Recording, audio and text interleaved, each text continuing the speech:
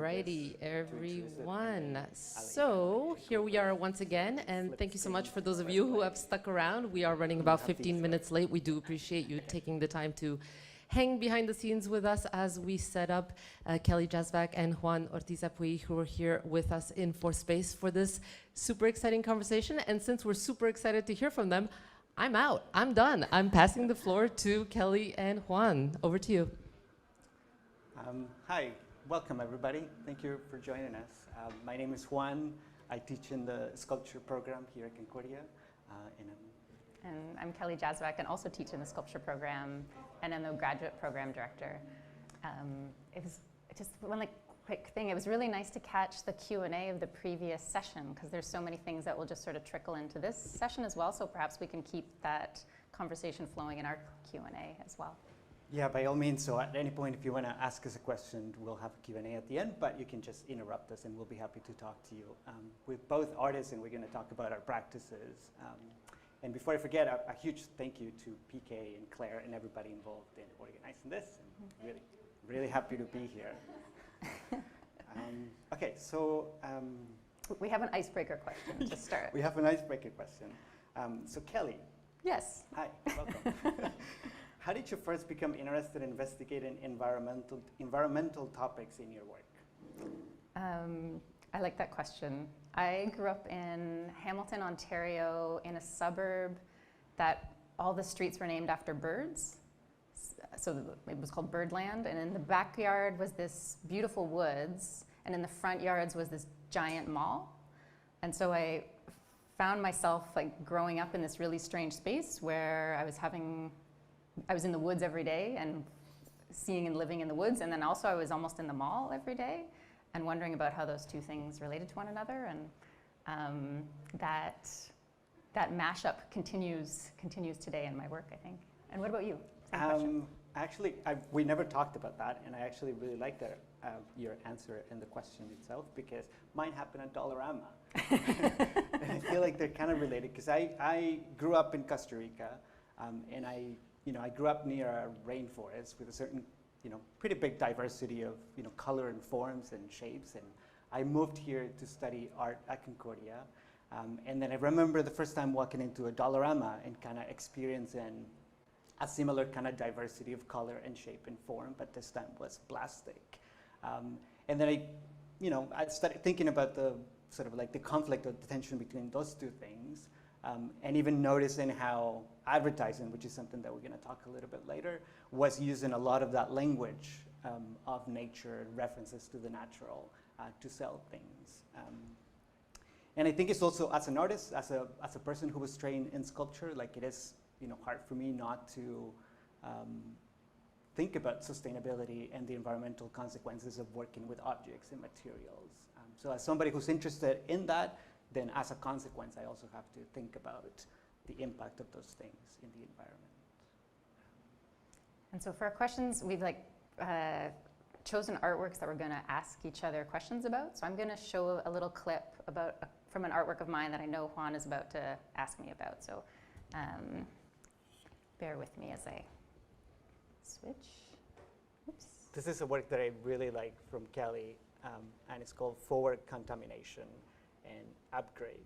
And then I have a question for you. Okay, so I'll show the video first. Please. Okay, so just a little background. This video is a reenactment of a conversation I had with a interplanetary geologist. And the questions I was asking her had to do with policies about how we intend to protect outer space from human contamination, and yet the ironic inverse of what policies are lacking back here on Earth for how we protect the Earth from interplanetary contamination. And as the video progresses, it's 10 minutes long, but I'm just going to show you a few clips. The sound, there's a contamination in the audio that takes place, but I'll let you figure that out for yourself as we go.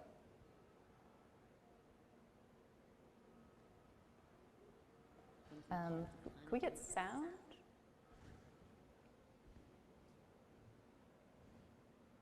Is it playing already? Categories for different planets.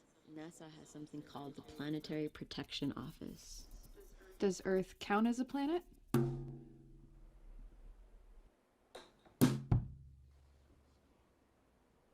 What does this office do?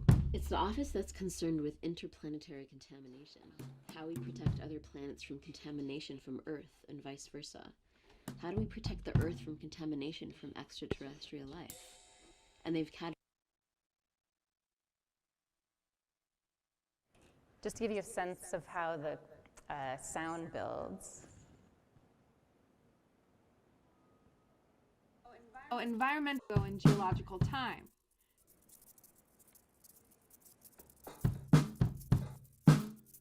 What are the differences in how environmental contamination is considered in space as opposed to Earth? It's really hard to get to space. There's a huge barrier. On Earth, we're all here, so it's easy to contaminate. But once we start exploring outer space and people want to find these resources and make money on these planets, then unfortunately, I think a lot of these regulations will go out the window, actually. During the Apollo missions, the first 4 Apollo missions that... Okay, the last one, just this build. Sorry, it's a little clunky.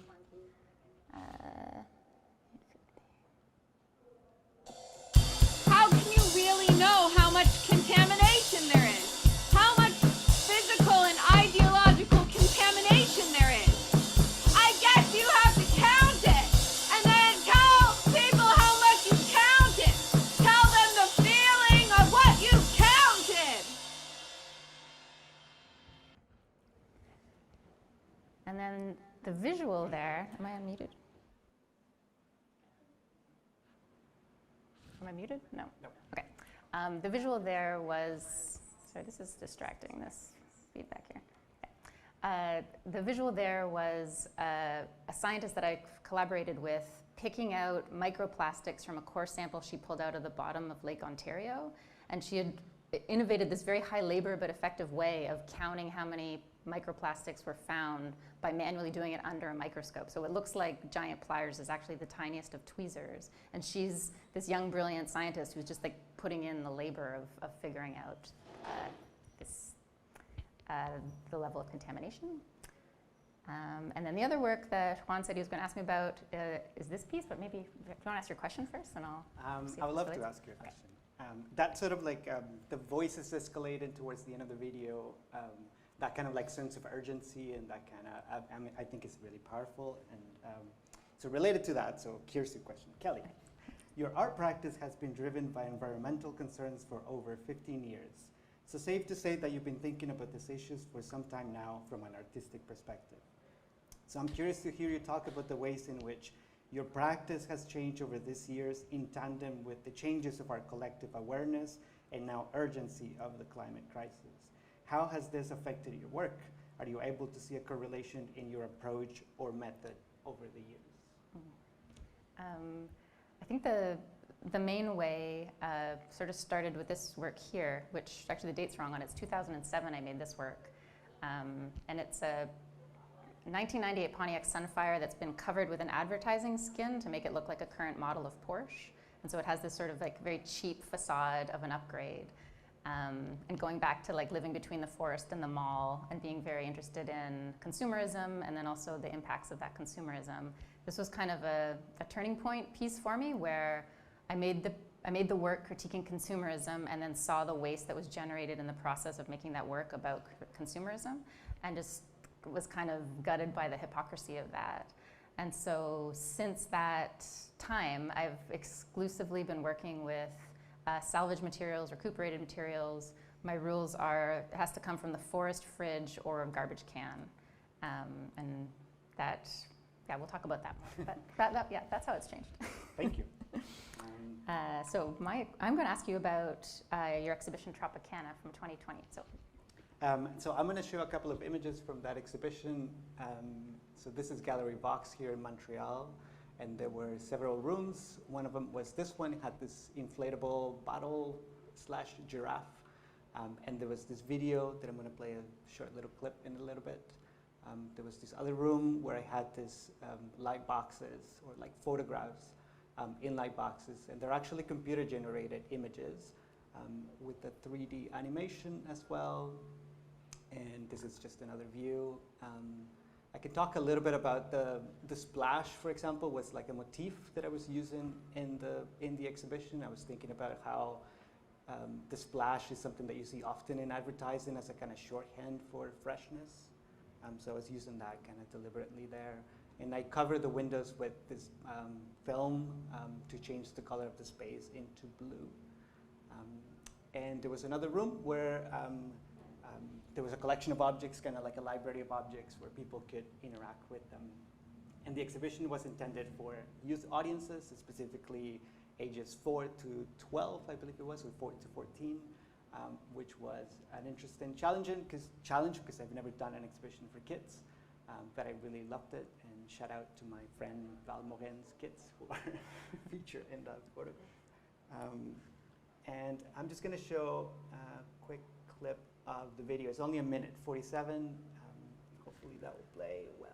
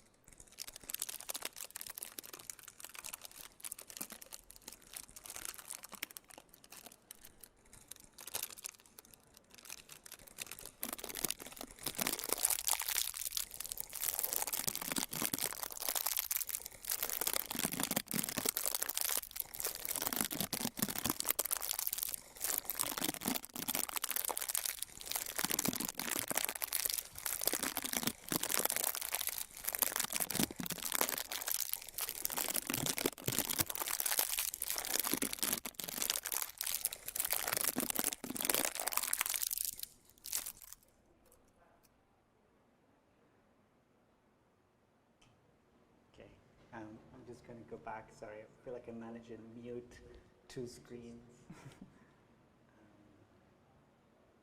So yeah, that was partly inspired by ASMR videos, which I don't know if you've seen, and unboxing videos, which I was kind of obsessed about for some time. But anyways, you have a question for me? I do, and we'll get to the unboxing videos in a moment. But I was really taken with this show in that the target audience was youth, and then also trying to unpack a visual literacy for them in terms of how images are constructed to be seductive. And it's interesting with the splash that's freshness, but it's also very sexualized, and like the way that these things are encoded carefully into advertisements without us necessarily realizing that in the first read. So my question for you is about the role of advertising in your work.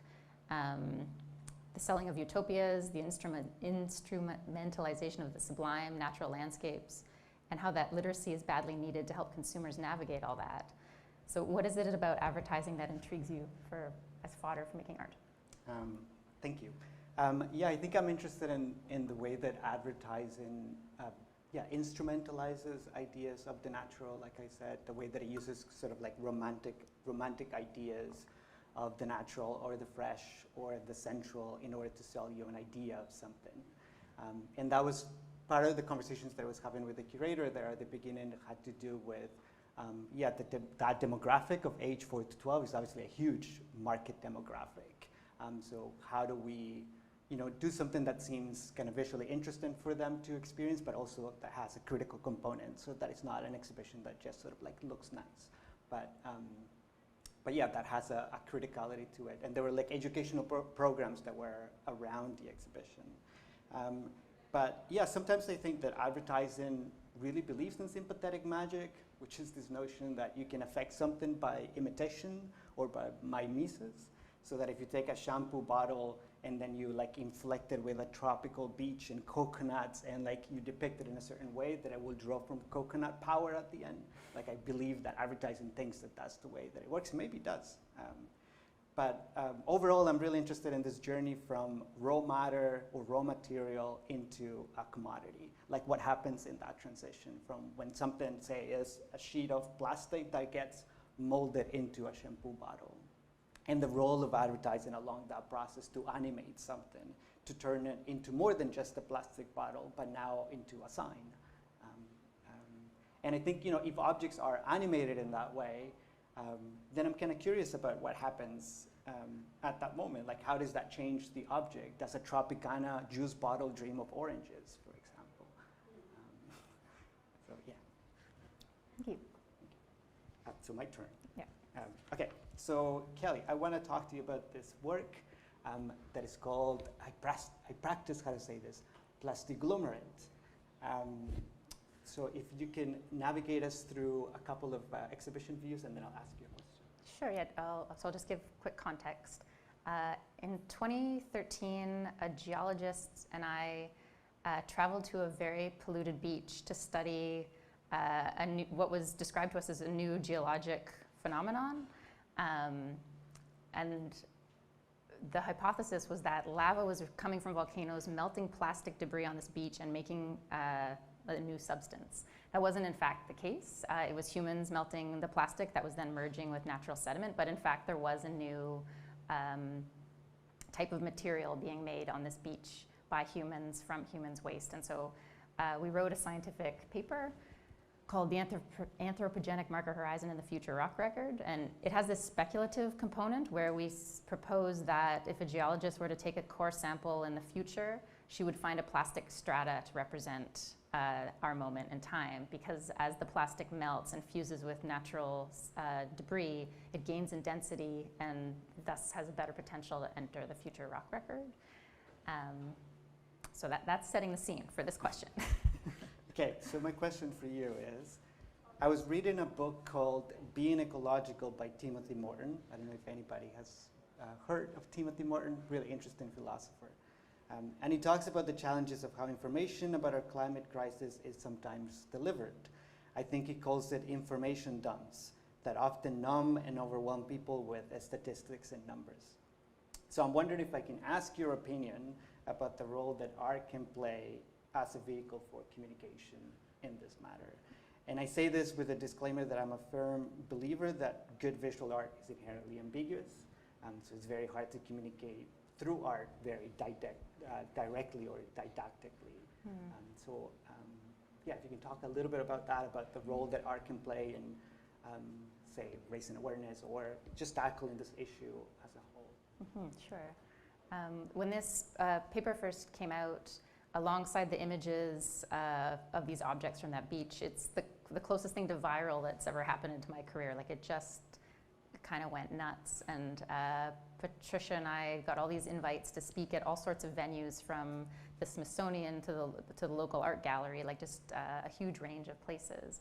But we learned really fast what not to do. So I mean, our first few talks was the information dump of just like absolutely terrifying statistics about what plastic is doing to the environment. And it's true, and we're passionate about it, but like I could just see everybody in the audience just like the eyes glaze over to, okay, I'd rather be somewhere else. And you know, just how you could feel, despite the urgency, that wasn't the effective way to relate with our fellow humans in the room. But as an artist, that's such a fascinating cultural problem, because that's what I do. That's not the scientist's job. That's the artist's job. And I think part of the legs of this project that has really had a seat at the table of a lot of really interesting conversations. The Anthropocene Working Group about how this might affect our current geological epoch, and a Starbucks boardroom. They're emailing us for images about how to reduce their plastic waste, because this is happening. That these images produce something that I call beautiful and horrific at the same time, but because it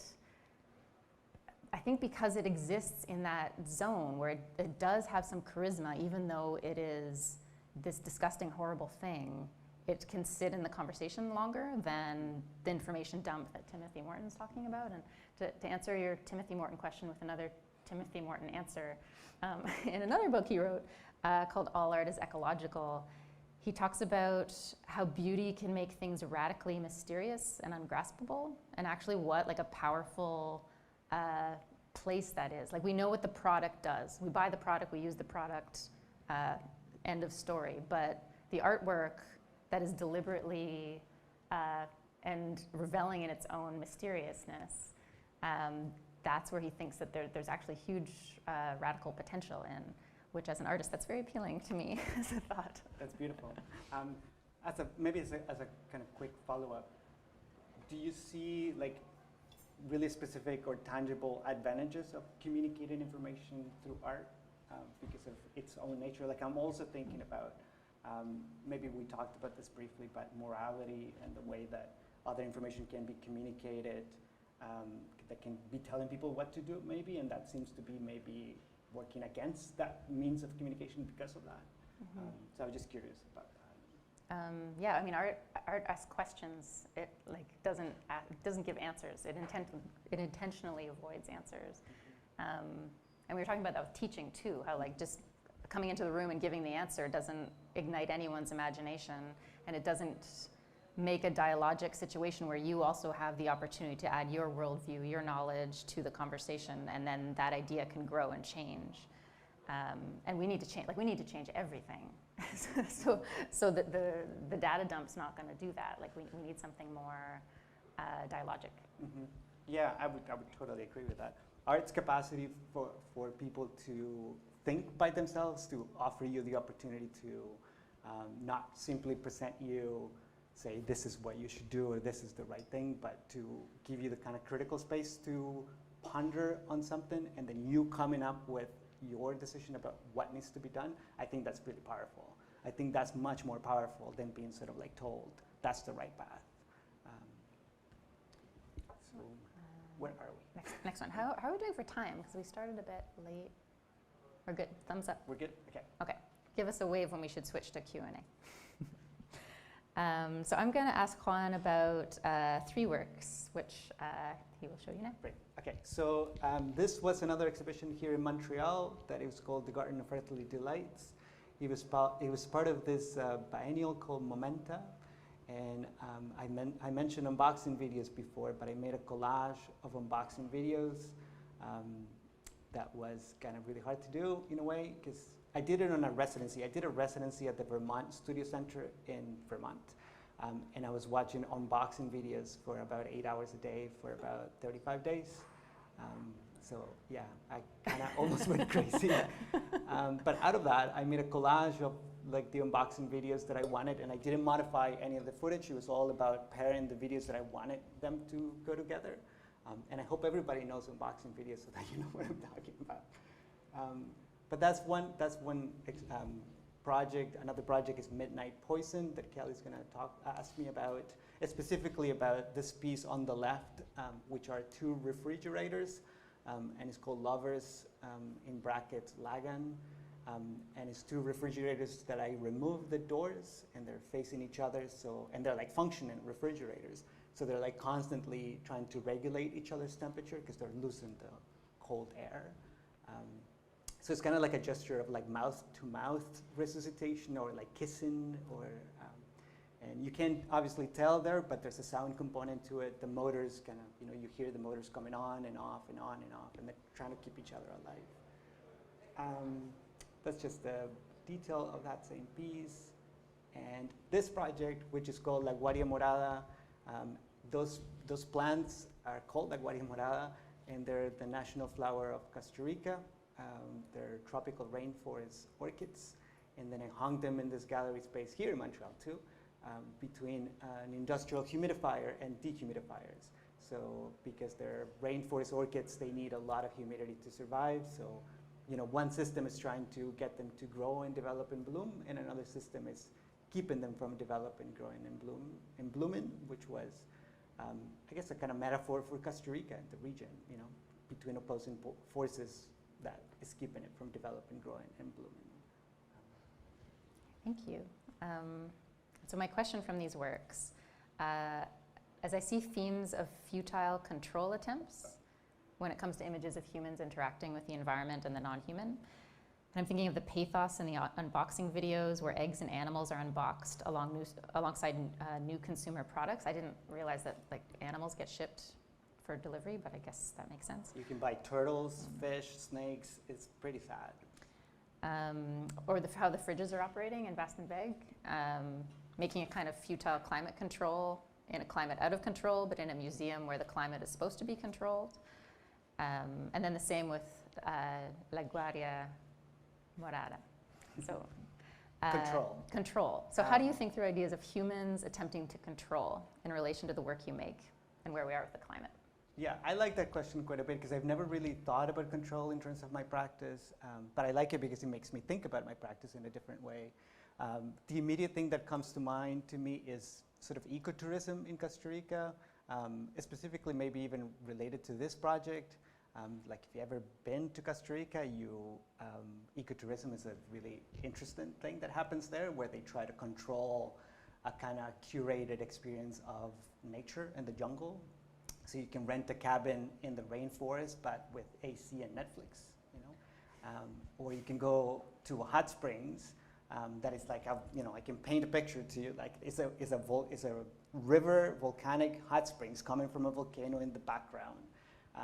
And, so people would be in the water, and then there's a bar with American football on the giant screens with monkeys overhead, and then there's a guy that they hire to feed the monkeys, so the monkeys come above the trees where, the tourists are.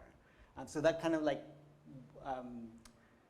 attempts to try to control the natural. I feel like maybe through that, I feel kind of influenced from that, or I remember thinking about these things growing up there and the times that I've been back there. So I think that's how I would relate it. And specifically to this project, which was kind of like a little bit about having a control system, but with an unknowable outcome.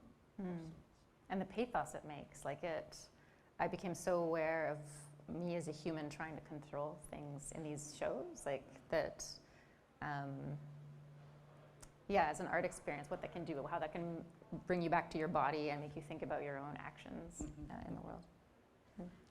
Surprisingly, the orchids, they didn't die. I didn't know what they were going to happen because, the only source of light is the gallery light. And I think I have another image of that. But there were like instructions for gallery staff to maintain the system. So gallery staff, they agreed to this, but they had to empty the dehumidifiers into the tank of the humidifier, and they needed to keep the temperature at a certain number. And this was shown in the winter here in Montreal, and also in Calgary in the winter. And the atmosphere in the gallery was like quite drastically different. Like it was humid. It was. So I guess there was like quite a bit about control in that sense. Okay, so I think it's your turn. So I'll let you walk us through. This is another one of like my favorite exhibitions of yours. So I'll let you walk us through this, and I'll ask you a question after. Okay, and maybe I won't take too long talking about it, but again, it's all salvage materials. I work with a lot of billboards. I'm really interested in getting used billboards and then responding to the images that are on them.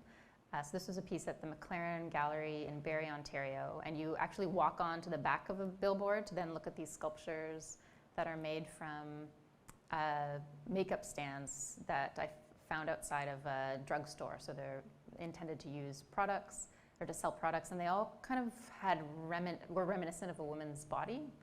So there was like this body that then had these vessels in it that had the products that you would grab.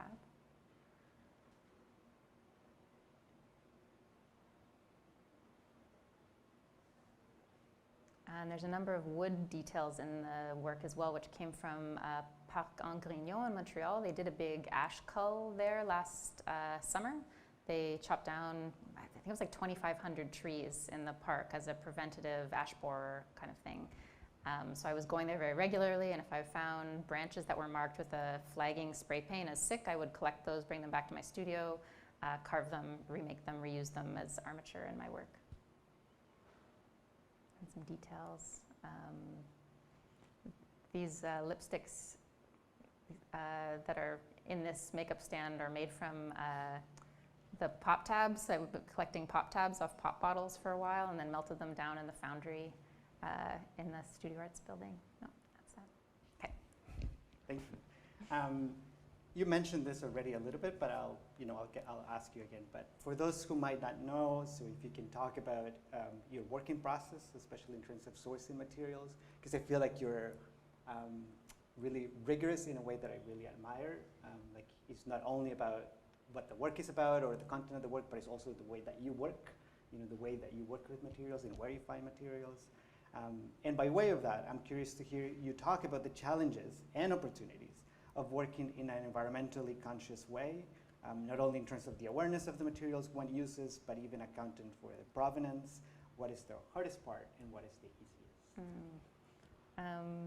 I mean, I really like work where the content and form echo each other. So the easiest part is just like the motivation to figure that out. The hardest part is the material, like chemistry of it. Like I just want to buy some crazy glue sometime, but I'm not, like I've already told myself I can't do that. So, for this piece on the left are these like recuperated plaster cylinders, and they're in there with wax, which is fine in normal temperatures, but then I also showed this in a super hot gallery in Montreal, and they were all just like sort of falling over. Whereas again, if I just use super glue, but this is kind of the inherent vice to the work, and that plays right down into like how I see the longevity of it. Like I don't see myself as the kind of artist who is really obsessed with their legacy of these works being conserved in a museum. I actually don't want the works to be conserved. I don't want more polymers to be used to conserve these polymers, because I actually think we need to shift how we think about forever and perpetuity. Yeah, does that answer? Yeah, that's so interesting. Because, I mean, I definitely think that obviously our climate crisis is going to shape the way that we make art, and also the way that we show art, and the way that we conservate art. And I think it's just going to, and the way that we teach art, like it's going to affect every single level. Like if you see the world today, massive droughts in California and floods in India, like it's quite urgent. And I think it's going to shape every aspect of society. Art isn't excluded from that. So so I'm curious about thinking about these three levels of art production, display, and conservation. And you mentioned maybe a little bit of that, but I have a resource. So I'm also part of a collective called the Synthetic Collective, and we're artists, humanists, and scientists. And we recently did a show at the University of Toronto, and instead of having a traditional catalog that you might have with an art exhibition, we did this low data PDF called a DIY Field Guide for Reducing the Environmental Impact of Art Exhibitions. And we spent that normal catalog time researching different strategies, like practical working methods for reducing the environmental impact, both for museums and for artists. From everything from shipping to not building new walls in museums, to how artists can think through their materials, learn the chemistry of their materials, the toxicity of their materials, because that's a big part of this game too. So it's free, and it's very easy to download because it's like very few kilobytes. We designed it deliberately to have a low impact in terms of accessibility, and it's available. It should be available off a solar-powered web server, which is currently getting tuned up, but should be back online shortly. Which the website for that is plasticheart.solar. I love that. Okay, so I think it's my turn. We're gonna wrap it up pretty soon. But this project is called A History of an Object in 100 Years, and this is not in Montreal finally, but this is in Gatineau, still Quebec. So what I did is that I acquired the entire collection of National Geographic magazines, and then I cut out every image that showed somebody holding or displaying an object to the camera, and then I arranged them in a kind of sequence so that they kind of suggest movement in the hands, by like one hand like this and another one lower, another one lower, and so on. And it was presented on slide projectors automatic slide projectors so that, the images are kind of like going one after another one as a kind of film of sorts. I think of the project as a kind of film. Shout out to the 4 graduate students who helped me put this together because it was a pretty massive undertaking. So I think, so it was just this project. And what I wanted to ask about this project, and it relates to your other work as well, but I find there's often a real sense for the viewer of both pleasure and discomfort in your installations. And so how do you think through that in your work and how that relates to environmental concerns?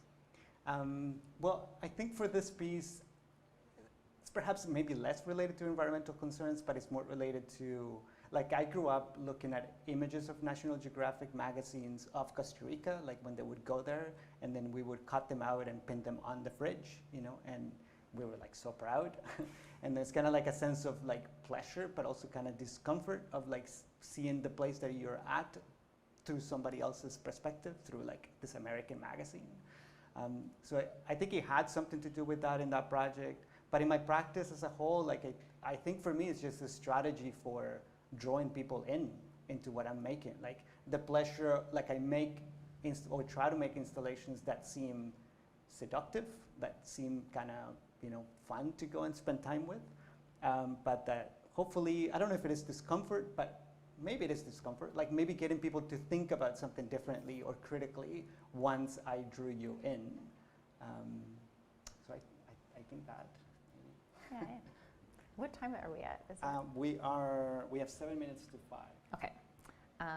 Should we quickly do the teaching one and then Yes, open it to I questions? want to do that one. Okay, yeah, well, we got to do the teaching one. Okay. So we're both asking each other this question. How do ideas of sustainability affect your teaching?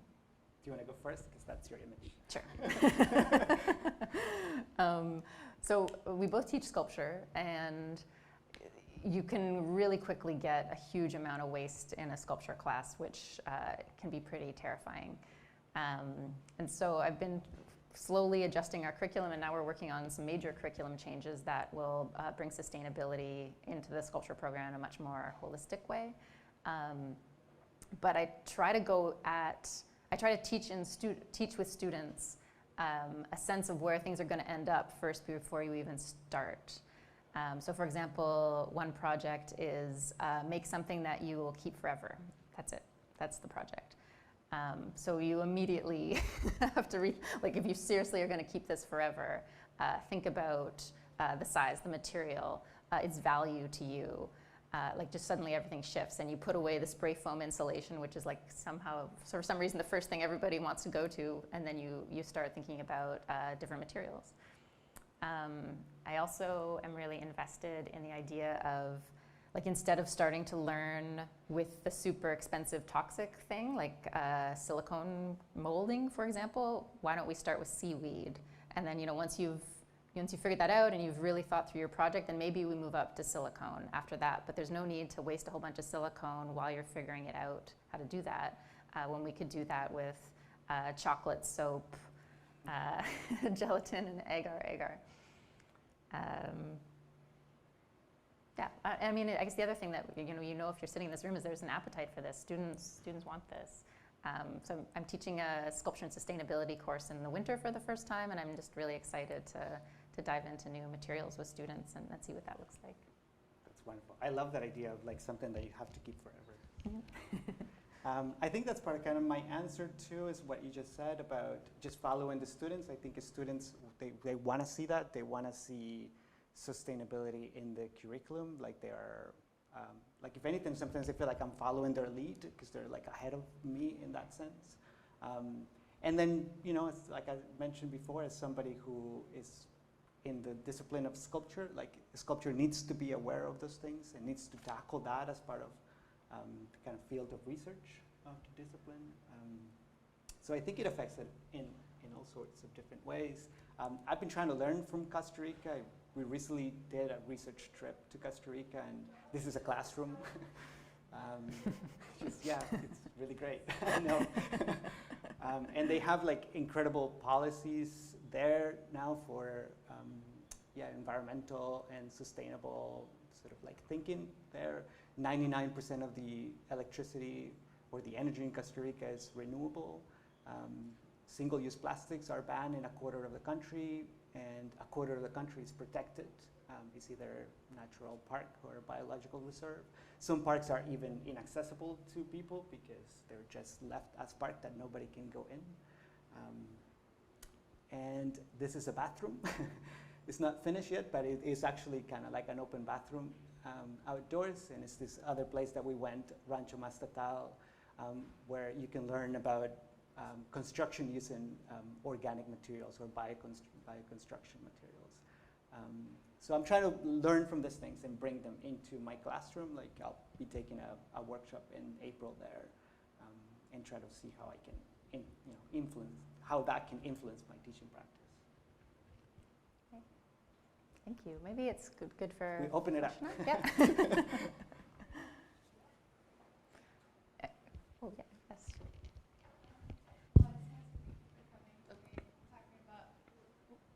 Hello. Okay. Well, first of all, thank you for coming and talking about not only your work, but I thought it was very nice that we ended up on how you implement these values into your teachings and for other people. I was curious because I really enjoyed, Kelly, how you started off by presenting a work that you did in the past that has taught you a lot and kind of contributed the way you approach your practice today.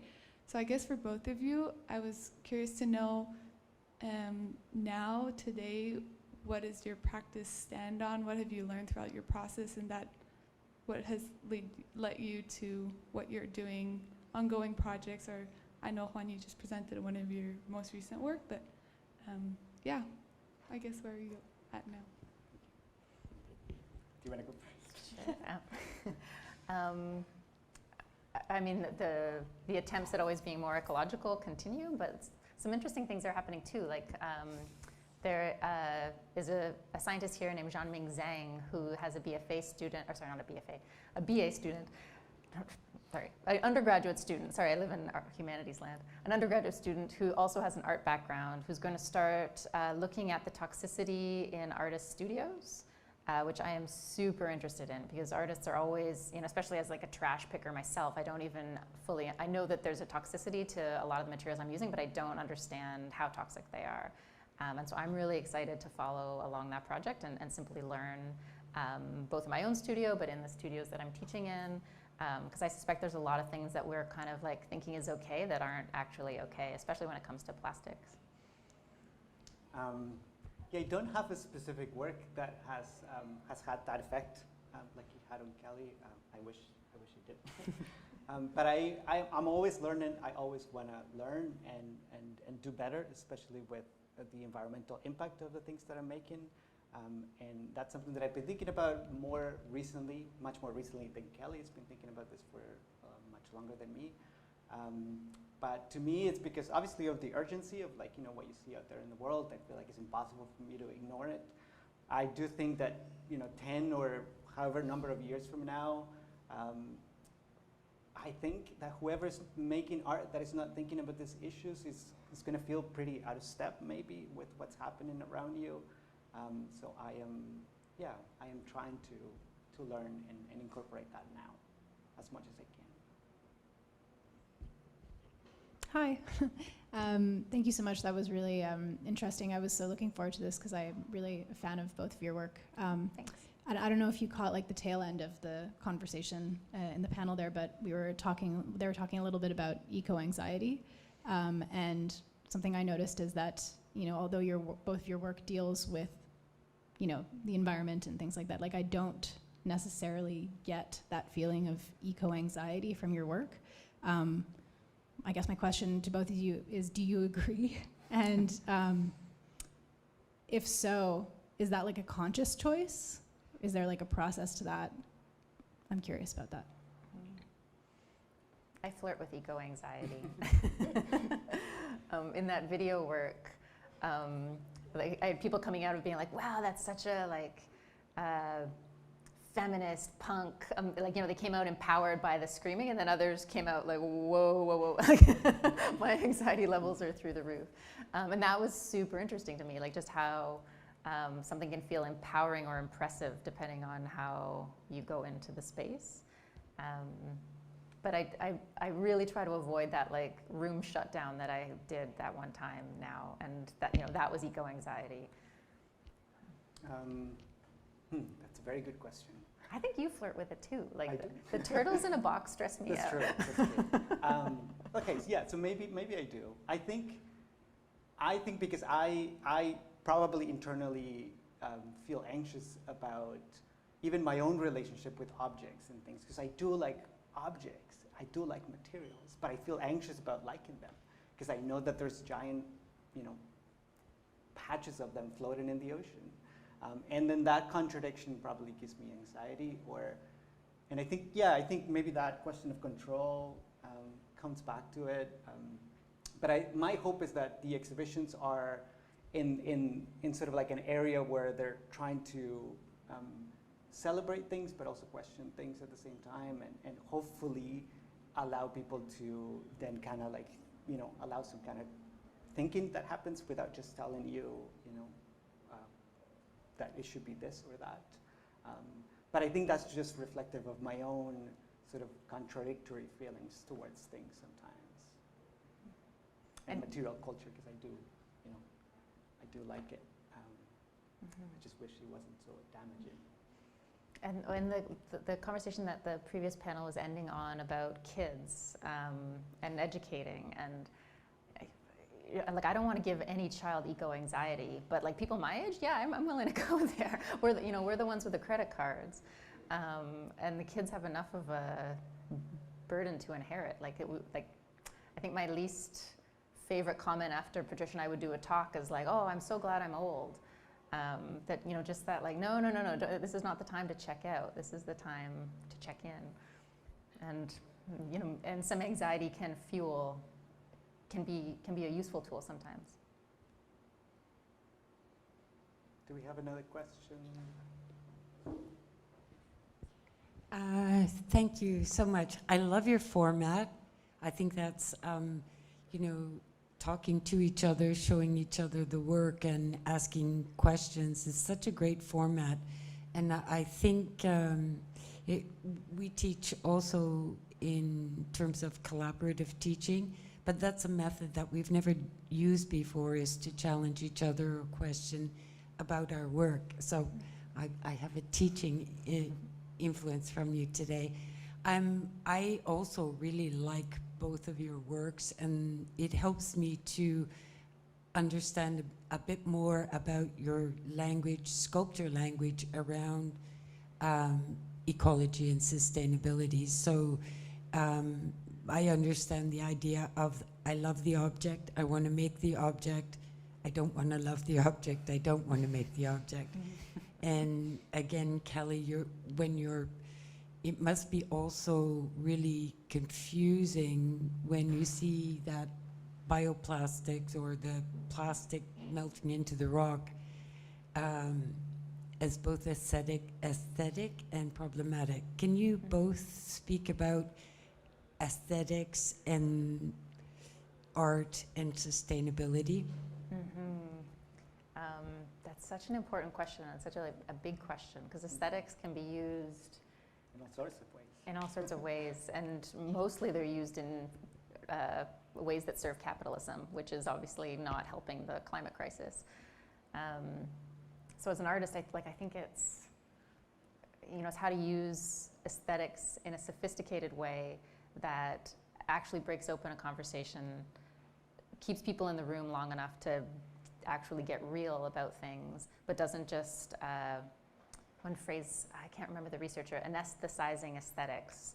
I've heard Max Liboiron use it, but yeah, just like a beautiful, like kind of the warning sign of what aesthetics can do, where the thought falls away and you just enjoy the beauty of it. I'm more interested in the Timothy Morton thing of when something gets really strange and unsettling, through that beauty, that action starts to happen.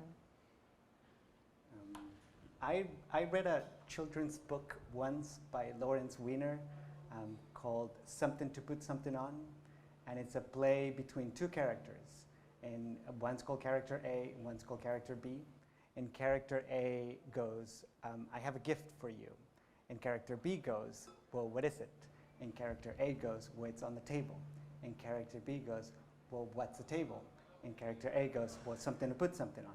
And then it keeps on going until it sort of like deconstructs the table and what's a table and what's a gift. But I think about that even just in terms of audience. Like, I want to make things that seem like I have a gift for you. And then once you come into the exhibition, through aesthetics, drawing people in, hopefully allows for some kind of critical thinking or some kind of like second guessing about what it is that I'm offering you. So I think to me is that it's like a vehicle. It's like a way of slowing somebody down to spend time with what I made, so that we can think about it together.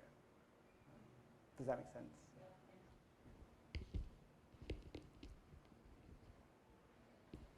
So before we wrap up, before I forget, so Kelly has a show here in Montreal at Gallery Nicolas Robert, and it's opened recently, September 10th. And it closes on October 15th, so if you have a chance to go and see it. And Juan has a show too, at the Biosphere. Tropicana is also set up there. Yeah.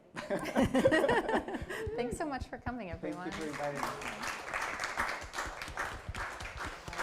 Maybe I'll just say then, I don't know where to stand, so I can be in here. It doesn't matter, you can just hear my voice. I'll just say thank you so much for day one to all the insiders, as we've affectionately begun calling you, and everybody who's here to witness this. I feel like I'm speaking for myself that I could listen to you talk forever.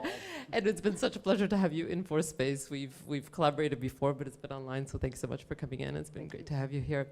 All right, folks, we're going to close up day one on the Zoomer and on the live stream. We'll see you back here tomorrow for day two of plenty of activities. Looking forward to it. Thanks for hanging out with us all day long. And à demain. Okay, bye, everybody. Bye.